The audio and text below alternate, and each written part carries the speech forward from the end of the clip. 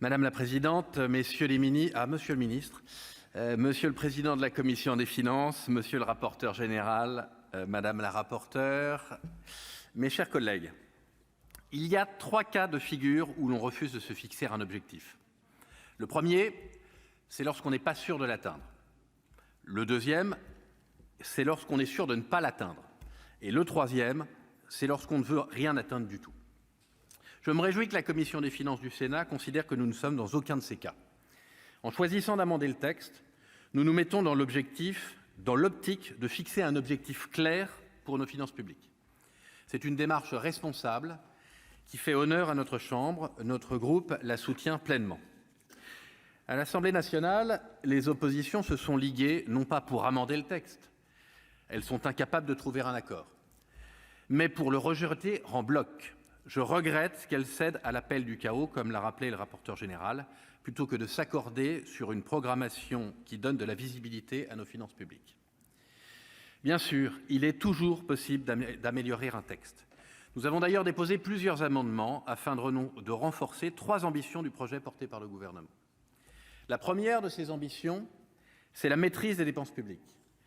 Je salue la démarche du gouvernement qui présente une trajectoire qui ramène le déficit sous la barre des 3% du PIB à horizon 2027. Ce n'est ni une obsession, ni une lubie, c'est simplement un engagement que nous avons pris vis-à-vis de nos partenaires européens. Vous l'avez parfaitement bien rappelé, monsieur le ministre. Lors des débats pour la modernisation de la LOLF, il y a 1 an, notre groupe avait toutefois fait adopter un amendement pour préciser que le projet de loi de programmation, dans son rapport annexé, devait présenter une comparaison européenne. Cette comparaison, à défaut d'être réjouissante, est éclairante.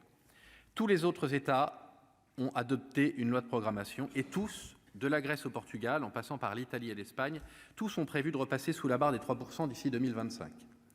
Tous sauf nous, qui attendrons 2027. C'est pourquoi nous avons présenté plusieurs amendements visant à encadrer plus fortement les dépenses de l'État, qui portent l'essentiel du déficit et de la dette. Mais, monsieur le ministre, les chiffres sont clairs. Pour rétablir nos comptes, nos efforts doivent porter principalement sur les administrations centrales.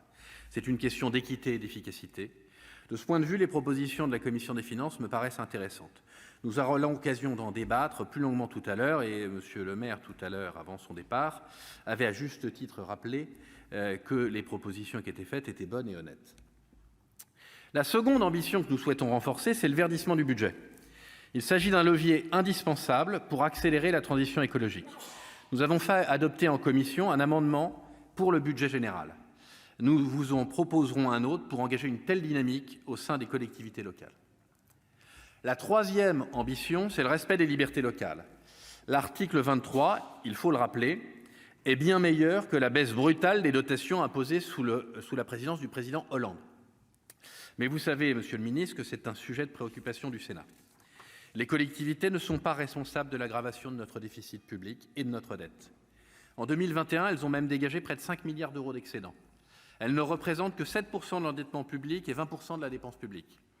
Monsieur le ministre, notre groupe partage votre ambition et votre stratégie. Nous savons les efforts que vous déployez pour maintenir le cap en temps de crise, tout en soutenant les ménages, les entreprises et les collectivités. Mais nous restons particulièrement vigilants quant à l'autonomie financière des collectivités. J'espère donc que nous trouverons une solution pour donner des gages à nos partenaires européens, sans contraindre excessivement les collectivités. Il faut éviter de monter l'État contre les collectivités.